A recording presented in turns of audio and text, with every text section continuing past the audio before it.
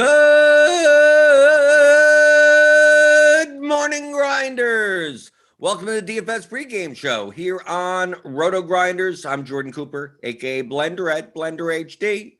And this is the show where, it's Monday.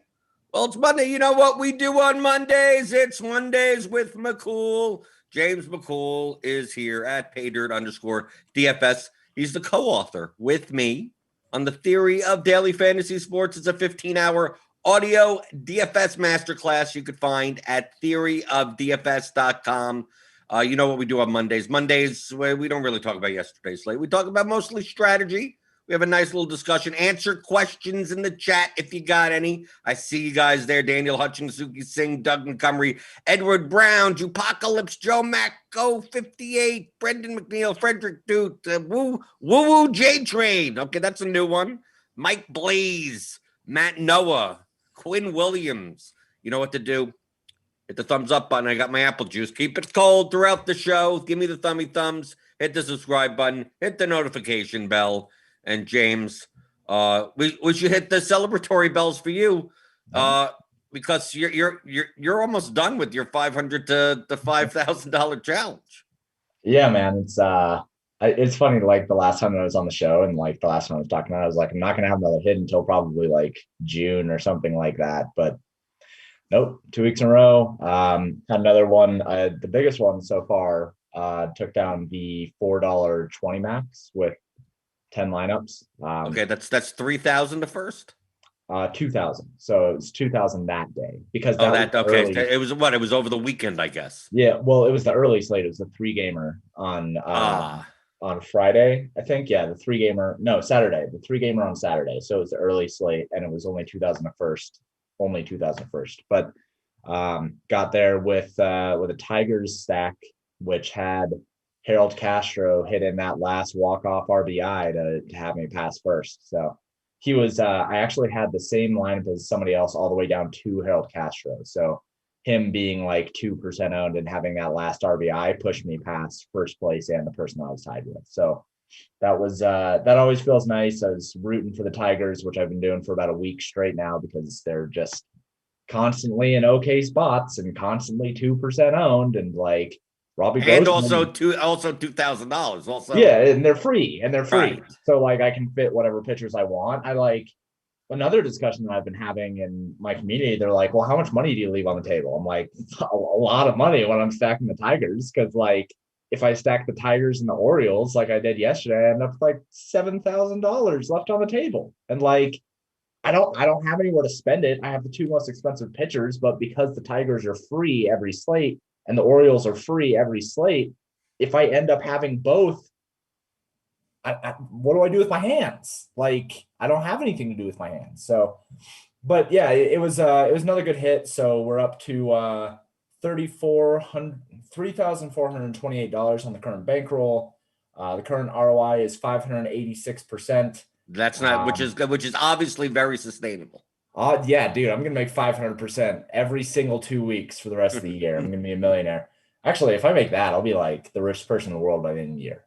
Anyway, buy-in went from when I started it, my in play each slate was $16. That was 3%. Now we're up to $103. So that's massive. You know, I can do 20 in the big $5 tournament today if I want to go that route, or I can mix and match different tournaments. Like I can play the $4 and the mini max, or I can play like the $3, $5, and $12 single entries and all those different things. So now we're kind of at that point in the bankroll where I can either start hitting larger portfolios, as in like managing 20 lineups or 30 or 40 if I play the mini max or something like that, or I can start playing some of like the low tier single entry stuff if I want to be taking shots on single lineups. But we're almost there. I mean, one more hit feasibly, if I hit in the next week, I guess, would be the $5,000 challenge. I think I'm still going to have to hit twice, because now that I'm playing with $100, like that $3,400 is going to start dropping down pretty quickly. So, but yeah, it's been a pretty good show of like you don't have to have a whole bunch of money and a whole bunch of lineups to end up doing well. You just got to build good lineups. Right. You're not playing the mini max. So it's not like you're playing 150 into the mini max. You're primarily playing lesser lineups into the 20 max. Yeah. So I don't really want to play more than 20 lineups on any given slate. It's not that I wouldn't be able to like do well with 150. It's just I don't have the time or capacity as a content creator to manage 150 lineups. So I've been building anywhere between 10 and 20. That's kind of like my sweet spot. Now that I am up to 20, I am using Lineup HQ to build my lineups at night, because like hand building 20 lineups while I'm managing lock and managing projections and stuff like that. I mean, with no NBA, it's going to be easier, but with everything I have to do up to lock, it's just easier to use Lineup HQ. So I'll hopefully be doing 20 lineups through the end of this challenge, and then I'll reassess once I get there. Then I guess we'll just see how much I can make through the end of the NBA season, starting $500, I guess. Right, because you can't just stop it at 5,000. Oh, you're done. No more MLB DFS for you. Right, that's it. Right. Yeah, no, that will not be it. I don't know. At this rate, obviously I'm not going to have a GPP takedown every weekend, but at this rate, I think a more realistic end of MLB season would be like 15, maybe 20. We'll see. I think that's aggressive. I think that 15 is probably like, I think 20 is too aggressive. I think 15 is like the number that I have in my head, as because now the bankroll is growing and I'm entering tournaments where I can make more than $2,000 for a first place. It's going to be easier for me to hit those loftier goals if I hit. It's just going to be harder to hit. So I think 20 is probably like head in the clouds, but I think 15 That's doable. I mean, it's doable. Yeah. But I wouldn't consider that to be a median type of goal. No. I would think like 12,000. 12,000. You could end the season from going from 500 to 12,000. I think that's doable. Yeah, I think, well, and it depends on, because I do like to play tournaments where they have larger allocations to first place. Because I prefer to take first or last. I don't really care about like what's happening in those medians. So if I'm playing, like today, I'm playing the $5 big GPP. Obviously, if I hit that, then I have turned 500 into 100,000, which is big thumbs up. But it just depends on the tournaments that I am able to play now. Like now that I'm out of the mini max, and now that I am consistently in the $4 and being able to move up. If I hit the $4 one more time, then I can start playing into the larger GPP every single day if it is less than $18. So it's just, I think that 15 probably makes sense. I think 12, you're right, is probably about the median outcome if I continue playing at the way that I am and I don't get super lucky. So we'll see how it goes. But it's been a really, really good start to the season. And now I have more capacity to think about it, because I don't have to deal with having 100 players on an injury report like we had yesterday, which was a train wreck. Good riddance to that NBA season. Well, for me, this MLB season, I've had 6 top 10 finishes, but highest was 3rd. So like, and of course I play more lineups than you, so that kind of washes itself out. But Yeah. But all I could aim for in these large field GPPs is, can I get in the top 10? I mean, but coming in 8th versus coming in 2nd is dramatically different payouts. So like, I'm just happy to be treading water in MLB. Like right now, my MLB season, I think I'm down slightly. Like I think I'm maybe down, maybe not even $1,000 or something. Like even cash games. Like I haven't shown my cash game spreadsheet in a while, because pretty much my entire journey has been negative until recently. I mean, it's downswings, but you get a downswing in the beginning of the season. So you look at my cash game play, which I'm essentially playing the bat optimal median projected lineup on multiple sites. The thing that I noticed though in baseball, because you see here, like, just like, okay, went down, went up. I mean, like the lowest I got was like minus 6,000 out of 20,000. So that's like a 40% drop over that course, and then came back up. So I mean, like I always compare to the stock market. like 40% is a bad drawdown, right? But I mean, it's not, as long as your time horizon is 20 years, like you're fine, right? Yeah. Don't panic or anything. Yeah. So yeah, it was it was down, and then like this past month period has been mostly up. So I'm down $142 on the season in cash games. What I noticed though is that in baseball, for the most part, although there's sometimes slightly different dynamics on each site, is that the sites are more correlative to each other when it comes to the projections with the salaries and even on FanDuel with the one pitcher. Like Yahoo is two pitchers, but Yahoo every once in a while, they underprice. Like some guy is going to be 11. Justin Turner's $11 for no reason, right? Like that. Like it's just some random good player that is like $5 too cheap. And FanDuel doesn't have like DraftKings. You get these $2,200 guys, right? That are weirdly under. I mean, they're not good players, but that it's salary savers. You get the Nomar Mazzaras. You get those type of players. But at 2K on FanDuel, that salary floor is not the same as DraftKings. When the top player is 6,000, the bottom player is 2,000. It's different when the top player is 4,000 and the bottom player is 2,000. So a $2,000 player on FanDuel isn't as cheap, right, as a $2,000 player on DraftKings. And depending on the pricing on both sites, a lot of times you're using the same players. Mm-hmm. So what ends up happening is that, like, I look at my DraftKings lineup, and it's like, well, I'm playing 3 Angels and 2 Nationals, and I look at my FanDuel lineup, and I'm playing 3 Angels and 2. I mean, there may be 2 different Nationals, but it's like you tend to play the same players. If Juan Soto is underpriced on all 3 sites, you're playing you're playing on all 3 sites, and if he gets a 0, like that could tank your lineup on all 3 sites at once. Yeah. So that's why a lot of this, if I scroll through, it's me winning on all 3 sites or losing on all 3 sites. It's not as many 2-1s and 1-2s. That's very different from your NBA season. Right. In NBA, the pricing and salary structure between all 3 sites tended to be much more different.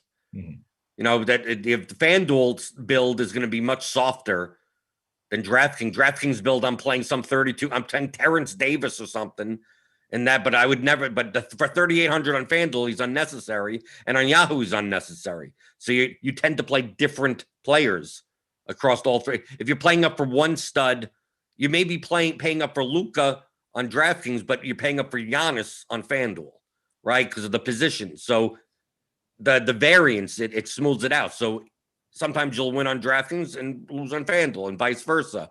And you'll go 2-1. Most days you don't go 3-0 or 0-3. It's 2-1s and 1-2s. But in baseball, in MLB, it's more likely that I'm playing very similar lineups. I mean, based on the projections. So you see a lot of even just in May, like on the 2nd, loss. 3rd, this was a 1-2. And then the night slate over here. But on the 4th, sweep. 6th, sweep. 7th, sweep. 8th, loss. 9th, loss. 10th, 2-1. 11th, 1-2. 12th, 2-1. 13th, 1-2. And then the 14th was a 3-0 sweep. And yesterday was a 2-site sweep. And especially on Sundays. Sundays I don't play Yahoo because they just lump all 15 games or whatever. I hate it. Right, and I'm just not going to deal with that. So that's why you see a lot of less Yahoo than DraftKings and FanDuel. And on DraftKings, sometimes I play the night slate or the early slate versus FanDuel, who typically breaks up their slates too small. It's like I'll play the early or late when it's like a 4+ game slate, but not FanDuel sometimes like limits it to 3 games, and I'm like, screw that. I'm not gonna play that. Yeah, but I mean that's the main thing. But that's the main thing I noticed. To me, this graph would be much if the 3 sites were different, would be much smoother. Mm-hmm. I'd have much more times where I'm going 2-1 or 1-2 rather than 3-0 and 0-3. And while it still may end up at the end of this time period, that pretty much breaking even at this point, that it wouldn't have been as big of a downswing, because it goes down and it goes up and it goes down and it goes up and it goes down and it goes up. And then obviously as the season goes on, the more sample size the projection model gets. I was just going to note that. I think that one of the reasons why early season is harder for cash games, especially using a model like Cardi's, which is very long term, those nuances and the small micro part of the sample that we get in the beginning of a new season, that first month or so, that can be really, really hard for a model like Cardi's to catch. So for cash games, I can understand why it would be a little bit more difficult following an optimal model, just because there are certain things that it just can't catch yet. Like it can't catch, I don't know, Kyle Seager or something like that, having 9 home runs. It can't catch certain guy like Byron Buxton or something like that. It just can't catch the guys who are super hot early on. But well, Cardi would say because they're not hot. There's no such thing as a hot streak. Right. Exactly. But that, like, it's hard. My model over at Pater is super short term. So I run last 45 days and I try to catch the nuances that are happening so that I can use them for GPPs, because none of my models are centered towards cash games and none of them are centered towards those medians. I want to try to catch onto things fast. So my model is very different from Cardi's in that aspect, where my model has absolutely just been in love with the Twins. Like when the Twins had Byron Buxton and Alex Kirilloff, they were just like top of the model every single day. And the Mariners right now with Jared Kelenic and with Kyle Seager and with like those guys who are good, Mitch Haniger, who are having good seasons, those guys are getting boosts as well. Like the Tigers over the last 30 days, while they have been trash for the full season, like Robbie Grossman has been legit good for like the last 2 weeks. So my model has loved him. But it's that's opposed to the Bat, who, like, for the past 2 weeks, it's the Nationals. Now, obviously, they paid off the other day because they destroyed. Yeah. But to explain the reasoning behind it is that, take a look at the Nationals lineup.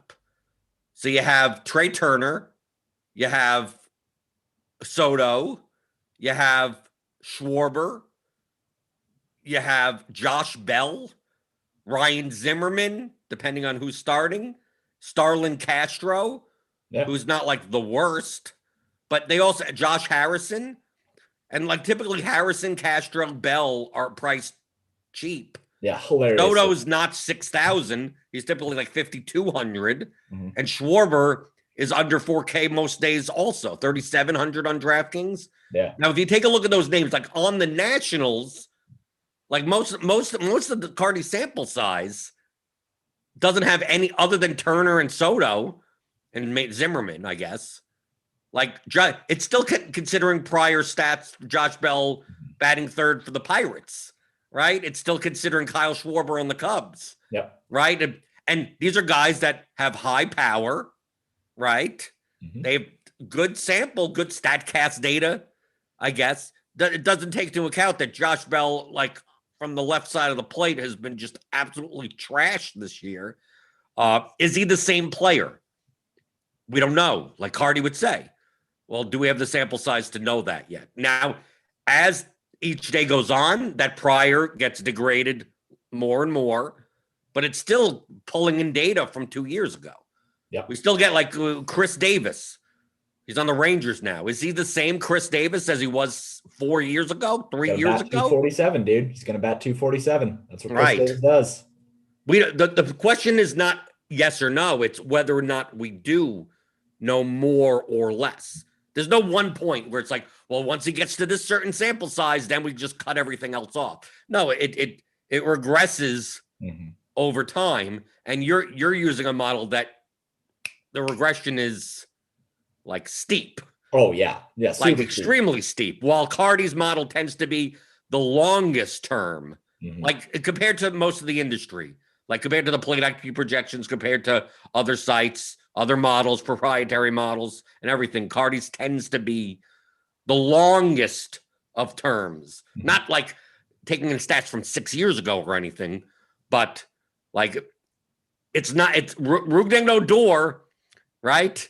Still has those home runs from the Rangers from 2 years ago, right? So when he's 2,800, right? Oh, Justin great. Upton, like those types of power. Hunter Renfroe on the Red Sox now, he's like $2,800, and it's like even though he's batting seventh, like his range of outcomes is going to be 0 or 14, but it's still going to be the median is going to be very high for that price because it still has his home runs for the Padres still being accounted for, and he's probably still that same player, right? Most probably, but the pricing doesn't account for it. If these guys were like average priced, if Starlin Castro was 3,800, if Josh Harrison was 3,800 and not 29 and 3,100, Josh Bell wasn't 3,400 and more like 4,000, then it would be like, okay, like point per dollar wise, they're okay. But because it's taking into account a much longer sample size, much longer in the past, a prior that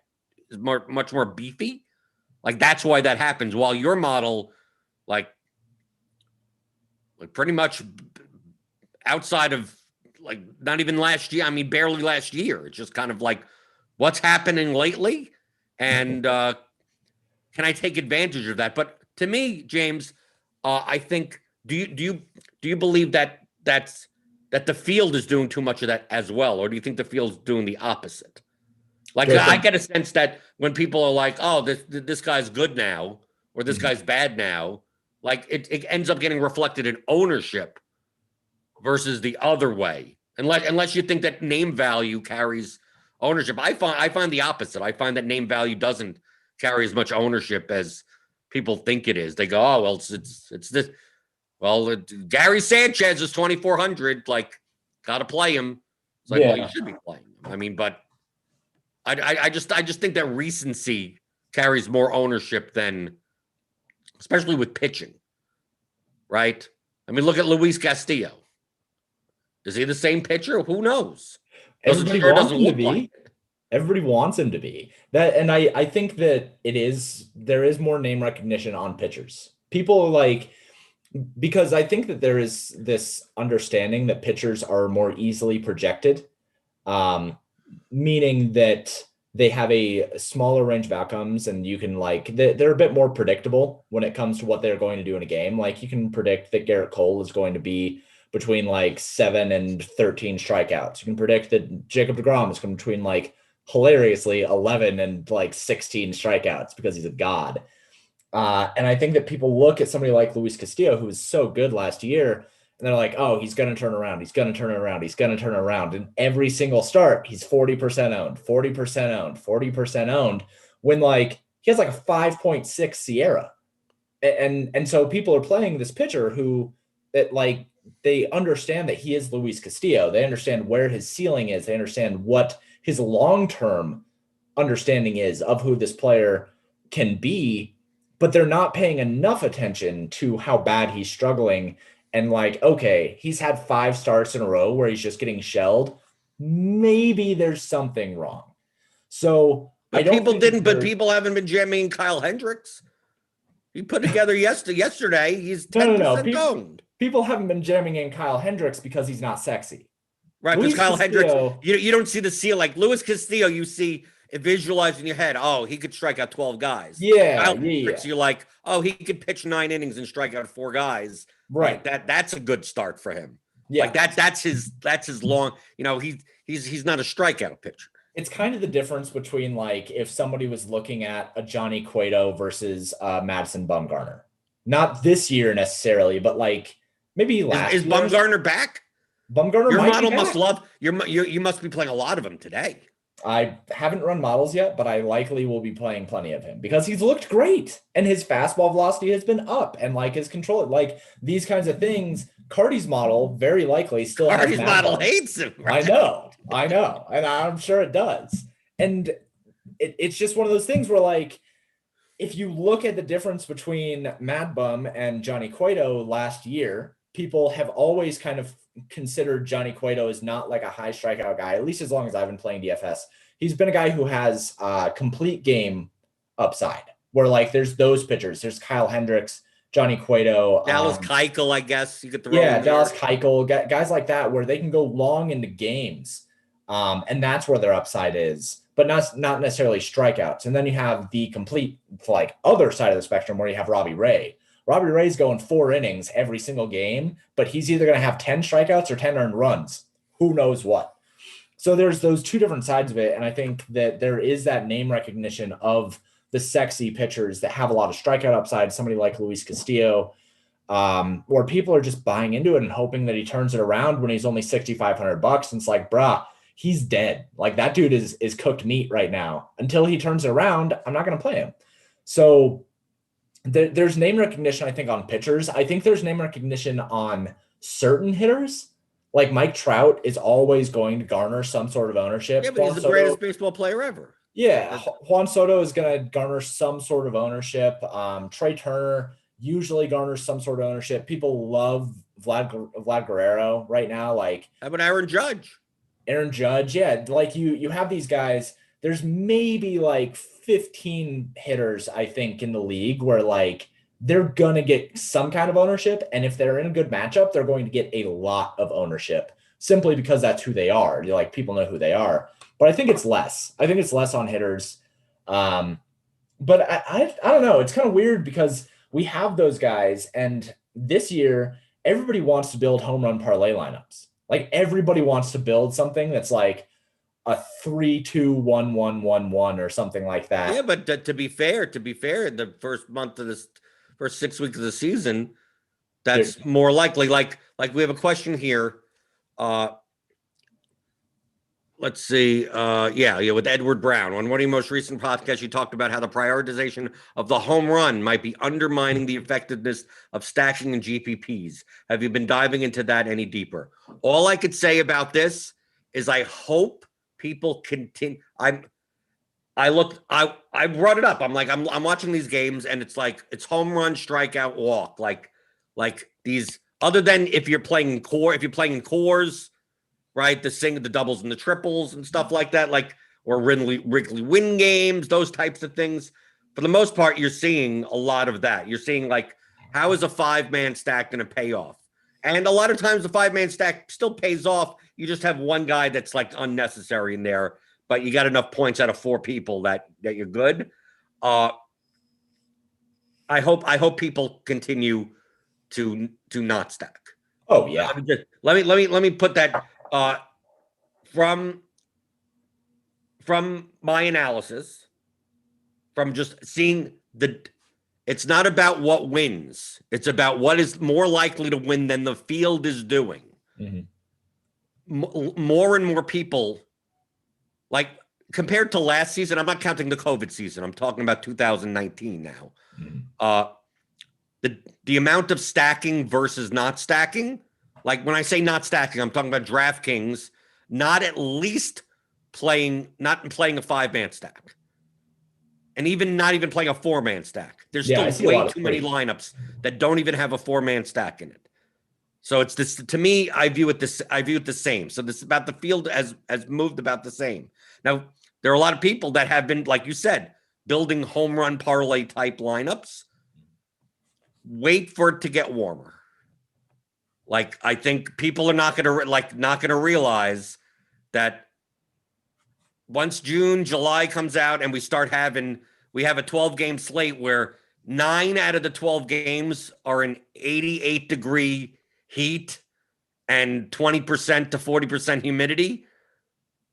Like, dude, there's going to be right. It's a 12-game slate and 8 have absurdly good hitting conditions, and you're telling me that okay, no stack's going to get there. Yeah, good luck. One of those teams is going to put up 11 runs. Like, I don't know which one it's going to be, but that's what I mean by when we talk about the slate size. That when the slate size gets bigger, it's like, oh, well, there's so many more opportunities for one guy to hit 2 home runs, so I want to piece them all together. It's like, good luck doing that as a predictive long-term basis. All I could tell you is that when there's 28 teams on a slate, and it's not freezing out there and wind blowing in and rain and cold and sleet and stuff, when it's 96 degrees in Arizona, when Toronto, they're going to be playing in Florida, it could be 97 degrees in the Little League park that they play in. And 70% humidity. You know, the East Coast, You get Boston and New York. You get the heat wave, 92 degrees over there. I mean, like, and you go, okay, it's not that, okay, it's a 5-game slate and there's like 2 of these games. And okay, 2 of them, they could still be 4 to 3 games. Like you're going to have a slate with 14 games during the summer because they're going to play less. They're going to play more. The schedule is going to be like on Wednesdays and Thursdays, there'll be early games. And then we'll see tons of night, 13, 14 game night slates. Maybe they'll have a 6:30 game. So it ends up getting knocked off the slate or something. But we're going to get so many of these 10 to 12 to 13 game slates where 3/4 of the games are going to be in good hitting conditions, right? But regardless of the ballpark, just weather-wise, and then you're gonna try to home run hunt there. I'm going to tell you that more often than not, it's going to be one team's going to put up double-digit runs, and whoever has that stack wins. So, like, at the end of the day, like, why are you playing 3-2-2-1 type of lineups when that happened? I mean, even now, even if you ran Sims now, for most of these slates, the positive ROI lineups in comparison to the field are still the stack lineups. Even though, yes, 60% of the time an unstacked lineup is going to win, it's being rostered way too much for the probability that those lineups end up being they're automatically negative EV from the start. Yep. Right. That's construction in and of itself. Now, if we were seeing contests where 90% of the field was stacking 5-mans, okay, now it starts tilting the other side. It's like, okay, maybe the 5-man stacks on all these teams are overowned, right? A lot of times, to be honest, on FanDuel, you do see that on smaller slates where 4-4 lineups actually get duped. Mm-hmm.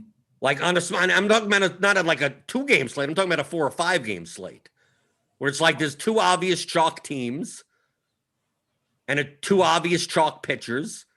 And it's like, if you're going to stack 4-4 of both those teams and one of those pitchers, dude, you're going to be duped. Like, I've seen those lineups duped. You're already dead. You're already dead at the beginning of the contest. Right. So I could understand at that point. That's why it's a little bit different of a thing on FanDuel, because you could stack 4 at max. At least on DraftKings, you could stack 5 or 4, and then you go down to 3s. I think on FanDuel, you're more likely to stack like 4-3-1 than 4-4. And on DraftKings, you're more likely to stack 5-man. It does, who cares? 5-1-1-1, 5-3, whatever that. Like, I still think it's a if you didn't think about it at all and just said an MLB DFS GPPs, no matter what size the GPP is, that I'm never going to make anything else other than a 5-man stack, you'll never be wrong. There may be 4-man stack, 4-3-1 type lineups, 4-2-2 type lineups that are profitable. You may, if you're playing 100 lineups, you may want to include some of them. Maybe but if you don't want to deal with that hassle, you're just like, I just want to make sure I'm building plus EV lineups on DraftKings. Like, if you're just always in your head, just, I don't care what the slate size is or nothing, right? I'm just going to stack 5-man. That is generally the most profitable construction, right? So I do know what you're talking about. That people and several people in the RotoGrinders Discord, which you can get as a premium member. Click on the link in the description, get $10 off your first month. I've been talking about it. So should we not be stacking 5-man on DK? It seems like 5-man stacks aren't getting there, and they're right. 5-man stacks have not been getting there as frequently in the large field GPPs, not necessarily in the mid-size or smaller field GPPs. And my answer is based on they're still underowned, and wait for the summer. Is that a good way? Are you seeing the same thing? Like, I still don't see any reason why would I be building these 3-1-1-2, like, find the home run type lineups when too much of the field is still doing that, and the correlative elements don't even help me. I mean, so what am I going to do? Just look at the home run parlays and just build lineups like that? Like, the chances of, I might as well just bet the parlay at that point, right? Just take my $10.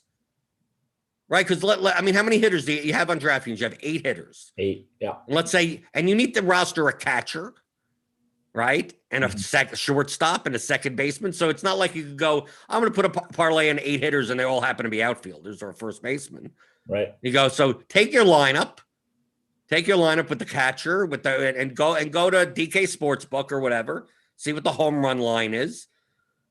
Like, dude, you'd be to get, and if you could parlay those together, I mean, some books don't allow you to parlay all those money lines together and put in your $10 bet. I think that's going to be higher than $50,000, right? It will be. Yeah. It will be, right? If you're playing the $3 4 max or whatever, the 20 max, $4 and 3,000 a first. Like, dude, just put the $4 on an eight home run parlay, because it's at minimum. I mean, at minimum, that's going to be 1,001. I mean, because these home run parlays, even for the like, even when it's like Trout or something like that, it's still like you're still getting like 2 to 1. That's still like even plus 175, plus 150. Great, 3 to 2 or something. But now you do. Let's say you're not going to get. Let's say on average it's plus 250. Plus 3, let's just say plus 300, because you have to, because just like a DFS lineup, you can't just take Judge, Harper, right? Take your DFS lineup. So that includes a $2,200, It includes Pat Valka. Right, exactly. Something like that. And just put all the odds together and multiply them together. Be like, why don't I just put $1 on this? And if all these home runs happen, there you go. Here's your $3,000. Yep. Right? So to me, it doesn't even make sense. You're playing against other people. Why would you be building these like home run parlay type lineups? Yeah. And well, it's because people think that they can. So I have home run probabilities in my projections. I have like how many home runs a hitter is supposed to have. And there was somebody yesterday who did a 3-2-1-1-1. Yeah, 3-2-1-1-1. The 3 was Toronto. There were 2 New York bats. I think that it was like Aaron Judge and somebody else. And then Mike Topman, I don't know, some random catcher and some random second baseman. But like the 3 Toronto, he was like, this is my best lineup. Put up like 170 or something like that. And like 170 is a pretty good score. But like if he just also correlates Toronto a little bit more and has Marcus Semien instead of the random second baseman he had, like he puts up like 199 or something like that. And like, it's a really, really good score if he would have just gone that extra step and just 4-man stacked instead of 3-man and then home run hunted on the rest. And it's like, or put in Santiago Espinal. Something. And right, because he had a triple and a stolen, like he's the 8th hitter. And it's like, why would I play that guy at 3,000? It's like, because he's correlated with the other 3 bats in your lineup. And if you think that Toronto is going to do so well that those 3 hitters are going to be like the top spots in GPPs, like if those 3 hitters end up winning you a GPP, it's very, very likely that there are other players that were also involved in the rallies that made it so those players all had 20 plus points. So why are you seeding that so that you can take a home run parlay? It doesn't make any sense. And like, the other thing, when people are asking me like, oh, well, should we be stacking or should we be focusing on 4 or 5-man stacks? Like I'm up 586% in my challenge and all I do is stack. And this is the early season. Like we're not even into the middle of summer where stacking is going to be more potent because teams are going to be routinely putting up 12, 13, 14 runs every single slate. So it's like people want to look for those home run parlays. And I think some of it is kind of hubris. Honestly, I think that some people like want to look at their lineup and be like, oh man, I found this like secret sauce where like, I know that this guy's going to do well. This guy's going to do well. Like it worked last slate. I'm going to keep doing it. And they chase that one time where it worked. And I think there's a little bit of hubris in saying that somebody is better at predicting the future than everybody else. And it's hard to predict the future, man. Just like put yourself in position for teams to do well. And instead of trying to home run hunt, try to just have exposure to the best teams. And that's going to be much better for you long-term than being a home run hunter. And if you do want a home run hunt, do exactly what Jordan said. Go to DK Sportsbook, put together a home run parlay, put $5 on it, and then go stack something in DFS instead. Like that way you can have the best of both worlds. They're both on your phone. That in fact, you can go from DraftKings, you can literally click on the sportsbook on your DraftKings app and go there, place your parlay, and then click on the DraftKings app and then go build your stack. And like, dude, you're happy, right? Like everybody's happy then. And if you get a home run hunt, I understand doing that with the one-offs. Yeah. Like I understand, like if you're gonna play, like that's why do you think I constantly say about like what catcher do you play? Well, whoever's in your stack, because most of the time there aren't catchers. There's only a very few catchers that are worth it by themselves. Yep. Right. So like, well, Drew Butera sucks. It's like, but he's 2,200. If the Angels are gonna do well, just throw him in. Martin Maldonado, Austin Hedges, or like whoever. It doesn't matter. It doesn't even matter where they bat. It doesn't matter. It doesn't matter anything.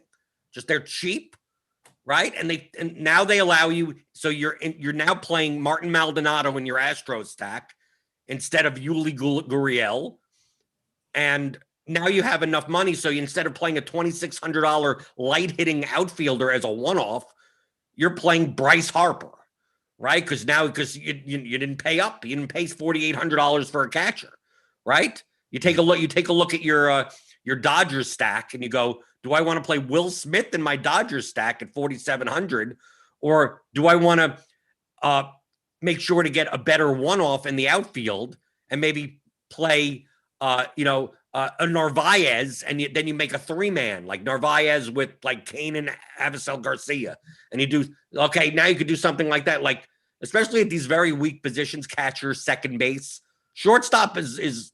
Well, I mean, Tatis is out, Seager's now out. So that's going to get a little bit weaker in the short term. Francisco Lindor, 3 for like 60 this year. He must be horrible in your model if you're doing just recently past 45 days. He's so bad in my model. He's so bad. But yeah, shortstop's going to look ugly here pretty soon. Right. Daniel Hutchins is in the chat. That's he's sharing that his simulations like about 85% 5 and 4 man stacks on DK, because he's talking. If you're in the chat, you could see because he plays a ton of lineups. Yeah, and it's just a matter of diversification in your, because people asked before, like I saw one question before about, well, if I play 20 max, like how many different stacks, like all that is a diversification question, not just build good lineups. Like it's kind of weird to say, like it sounds too simple. Like when I said, well, just build plus EV lineups. It's like, well, what one should I have 20. What should I build? Should I build 4 of this and 4 of that? Or should I build 8 of this and 8 of that? And like, dude, all you're doing is changing how much swings you're going to have. So do you want diversification or not? I mean, other than that, if you play, I'm going to play 150 lineups tonight on the Super Knuckleball on DraftKings. Super Knuckleball. Super Knuckleball, whatever. It's a $5 entry fee. So I'm like, okay, I'll play 150. Especially 8-game slate. People are going to ask me, who am I playing tonight? You know what the answer is? Everyone. Right? I mean, everyone. It's an 8-game slate. So, but that's the problem. But that's the point. It's like I play more lineups that I find to be higher expected value, but it doesn't mean that's all the lineups that I play. So maybe tonight, maybe I'm making this up. So I don't know because I didn't look. Maybe Seattle against Casey Mize is underowned, right? I deem underowned, right? I look through and I go, what? They're showing up a lot more, right? Now, I could play 75 Seattle Mariners stacks. I could, if I believe that that's the highest EV stack, and then try to get as many combinations of that as possible. But of course, if I'm wrong, all those lineups are dead. So it's like, and all those lineups go towards the top, and then all the lineups go towards the bottom. So I play $750 worth of entries. I could play all of them, literally all 150 Seattle Mariners stacks. If they're the team if they're the winning stack, I'm going to be making a lot of money. Yeah, I have 150 shots at first place, pretty much. Take 1st through 15th. But if they're not, that means my $750 turns into like almost zero. Right? Those swings are going to be dramatic. So do I want to invest all of my lineups into a Seattle Mariners stack? You could, right? If you wanted to, if they're all plus EV lineups, you can. But to realize that EV, you're going to realize that like in all the lineups at the same time.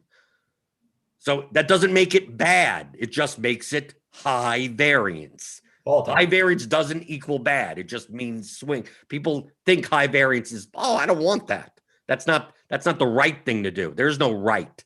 There's no correct. You have lineups. You could have 2,000 lineups that have the same exact expected value, but the standard deviation of those lineups could be dramatically different, right? There's some, if you're going to play chalk today, a chalk stack, you're going to get a lot more equity in the min cash range than you will at first place, but it still may be a very similarly EV lineup to a contrarian stack that gets most of its equity from first place or last place.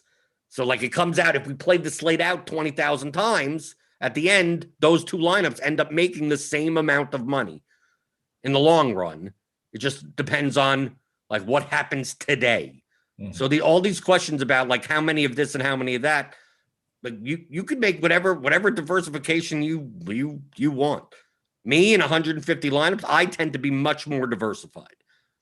Now, I do eliminate at some point. I still want to have as many shots at first as possible with what my strategic direction is. So I will play vastly more of certain stacks versus others, and I will X out pitchers and go, well, I'm already playing 20 stacks against this pitcher. Do I want to even have this pitcher in my player pool? No. And if it turns out the reverse happens, the pitcher does well and the stacks don't, then I guess I lose that. I can't win first place, but at least I have some shots, right? When, you can't play the chalk stack. It's like, who says you can't play the chalk stack? Just make sure you make contrarian lineups with it. So whoever the highest owned stack of the day, it's very likely that I'm not going to have many lineups with that stack, but it's not going to be zero. It's just going to be not as many of those lineups. I'm going to take advantage of the more that a field starts playing this one team, all these other teams start getting underowned. So I want more of these types of lineups. So it's all these questions are not about like what's correct. It just matters on like when you play James, you play 10 lineups, 12 lineups. I assume you're not just taking one team and you're not even taking one team and go, I'm building 12 stacks of this one team and you're just YOLO, right? Not if I can help it. No. On a 3-game slate, like the 3-game slate that I just had this recent hit, I had 100% Red Sox stacks. But it wasn't because I wanted to. It was because the way that I was building, the only shortstops that I had to pick from were Xander Bogaerts and Andrelton Simmons. And like at that point, since I'm only building stacks, I got 100% Red Sox stacks because I had 100% Xander Bogaerts. But like on a regular slate, I want to have exposure to anywhere between 4 and 7 teams. At like that's my sweet spot. With 20 lineups, I think that I can still diversify enough with 4 to 7 teams, and usually it's on the lower end of that. Usually it's 4 or 5 teams from my models that have the best chance of scoring 8 or more runs on a GPP.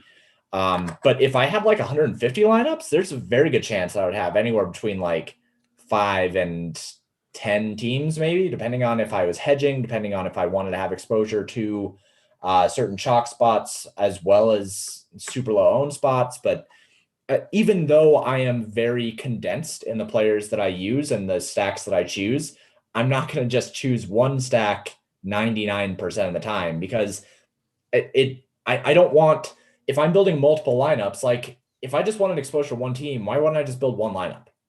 Why wouldn't I just instead? Well, you want a different rotation of one-offs. You'd be like, well, this is my Blue Jays with Judge. This is my Blue Jays with Harper. This is my Blue Jays with Soto. Sure. Right? Sure. You could do that. Yeah, you could do that, but I wouldn't want to.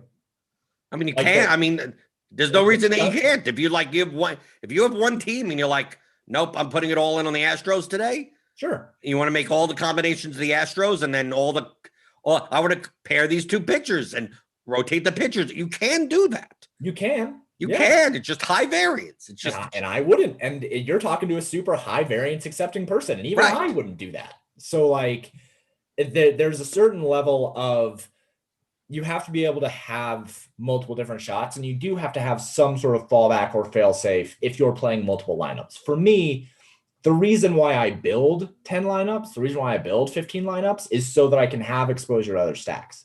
It's not so that I can take one stack and have 15 different combinations of it, because I would rather just play the 121 single entry or like the $50 single entry or something like that. If I was in this bankroll challenge, I wouldn't want to be having 15 combinations of one team, unless it was a circumstance like it happened with the Red Sox the other day, where the only way that I could be building good positive expected value lineups from my projections and like having a high expected outcome was to have that one team. So I would prefer to just spread it out between like 4 and 7 teams. And even that is very, very condensed for a lot of people. So it is all personal preference. Some people like to have a whole lot of different stacks like you. You will have exposure to probably 20 teams today, I would guess. No, it's an 8-game slate. I can't have 20 teams. It's an 8-game slate. You'll probably the max is 16. 12 teams then, probably. Yeah. You probably, I'll have slate.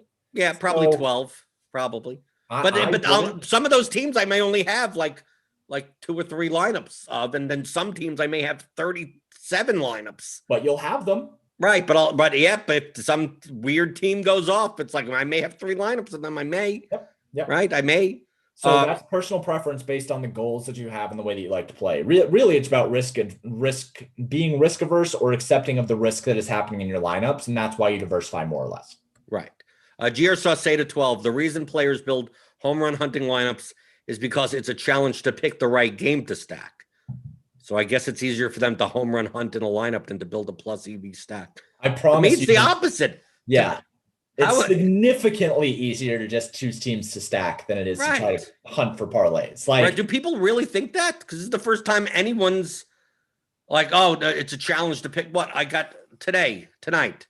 There's 16 choices.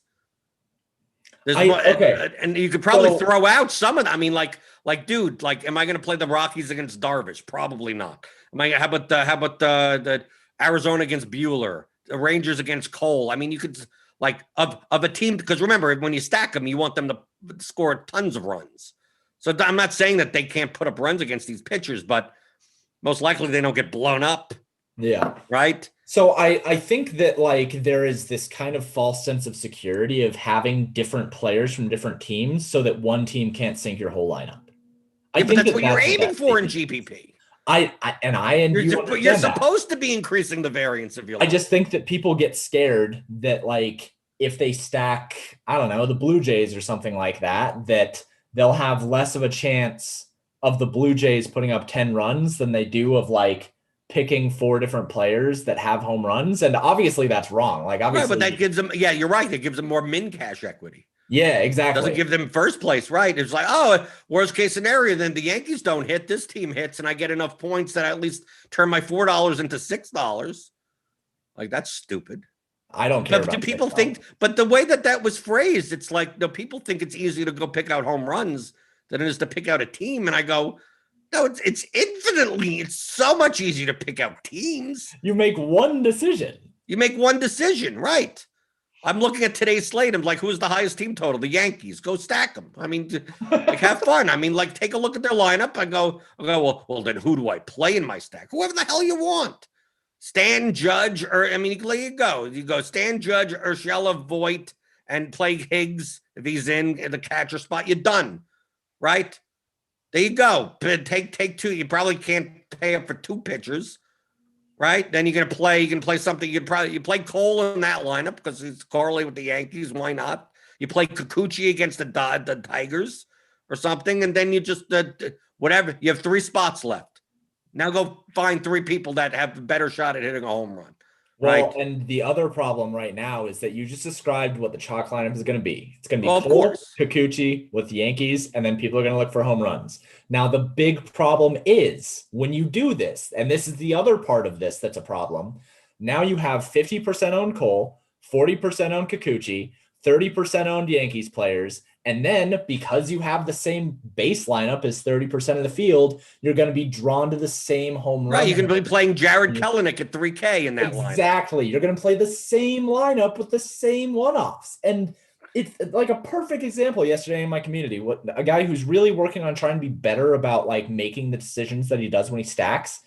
He stacked the Yankees and the Blue Jays yesterday with the chalk pitcher, and it was like 50, 40, 50, 50, 40, 50, 40. And he did have a 1% owned player, which is fine. But like, dude, over the course of 1,000 tries on that lineup, you're finishing dead middle of that GPP, dead middle at 50%, because you have all 50% owned players. Like, you're not passing the field with anything. So that Cole Kikuchi Yankees with 3 players is going to be owned by 30% of the field, and your average outcome is going to be 1.5x your money, and you're very unlikely to take down a tournament with it.